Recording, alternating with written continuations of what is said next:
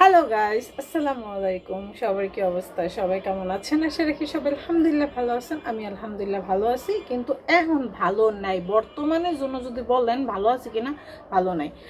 ভাই বোনেরা ফেসবুক খুললে মামুন মামুন মামুন লাইলা, মামুন লাইলা, যাও লাইলাই গেছে, এখন আবার আইছে মামুনের বউ। মানে কি যে এক অবস্থা! এগুলা নিউজ ছাড়া কি দুনিয়ার ভিতর কোনো নিউজ নাই? যাও একটু নিউজ দেখতেছিলাম, খেলার একটা পদক্ষেপ নেতা ছিল, এই নিউজটা আড়াই গেছে, উদা হইয়া গেছে শুধু অগ কারণে। এ মামুনডে জেলখানায় নিতেছে, মামুনডে থানায় নিতেছে, মামুনের মায় কান্তাছে, স্বাভাবিক। আর পোলারে দইরা নিছে, কান্নাকাটি করতেই পারে, এটা স্বাভাবিক। মা হিসাবে সে কান্নাকাটি করবে, এটাও স্বাভাবিক। কিন্তু এই স্যারাটা কপালে মনে হয় সুখ টুক হইল না। এই ছেলেটা কতই না কষ্ট করতেছে দেখেন তো। একদম এই লাল কাপড়টা পিন্দা ফাঁসিটা দিবার গেছে। কে লাল কাপড় পিন্দা ফাঁসি দম লাগবো কে? অন্য কোনো কালার আর দেহস নাই? হ্যাঁ, লাল কাপড়টা তো সুন্দরই আসিল। যাই হোক, সেটা পাড়ায় পুটার দেওয়ার দরকার নাই। জেনে আছে এনতে খুইলা মুইলা ঘরের ভিতরে সুন্দর করে বাস করে থুইয়া দিই। এখন এটা কোনো বিষয় না। বিষয় হইছে কোনো নিউজের ভিতরে ঢুকতে পারি না।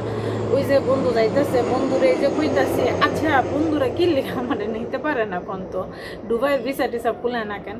আচ্ছা যাই হোক, এই যে মামুনের ব্যাপারটা যে বললাম, এই যে ফেসবুক খুললে মামুন, ইউটিউব খুললে মামুন, নিউজ পেপার মানুষরা কি যারা ইউটিউবিং করে, যারা ফেসবুকে ভিডিও টিডিও ছাড়ে, আমরা যারা আসি, অন্য কোনো কি আর ভিডিও ছাড়তারেন না দুনিয়ার ভিতরে? এ মামুন রইল এত ভিডিও ছাড়ন লাগবো কে?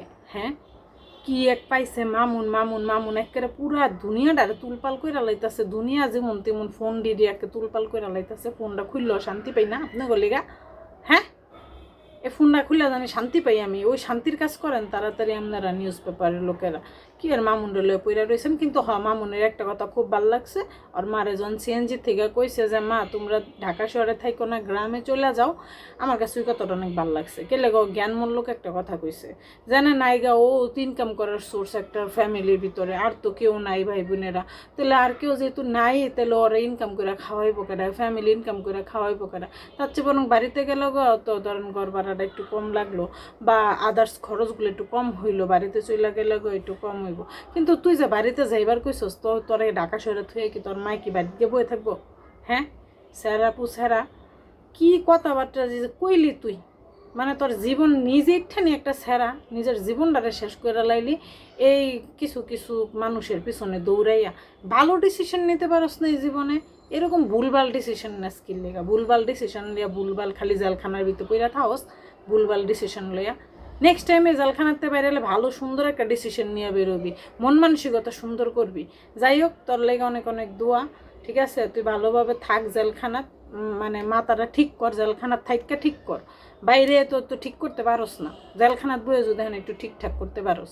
আমার কথায় হয়তো বা ভুল ত্রুটি অনেক কিছু থাকতে পারে, অনেক অনেক কিছু ভাবতে পারেন, কিন্তু এটা আমি আমার নিজে ব্যক্তিগতভাবে থেকে বলছি। মানে ওর জন্য দোয়া করি, জানি ও ভালো হইয়া যায়। ভালো বলতে মানে ওর জীবনে যারা যারা আসে, এগুলো সব যাই না শুনে আসে, স্যারারা বিভ্রান্তি ফালানোর লেগে আসে। ঠিক আছে, কিন্তু এখন ওর কারণে ফেসবুকে ঢুকতারি না, ইউটিউবে ঢুকতারি না, খালি ওয়ান নিউজে দে, ওয়ান নিউজে দে। ওর লেগে অনেক অনেক দোয়া, জানি ভালো একটা নিউজ পাই, ভালো একটা জিনিস জানি শুনতে পারি ওর লেগা। সবাই ভালো থাকবেন, সুস্থ থাকবেন, আল্লাহ হাফেজ।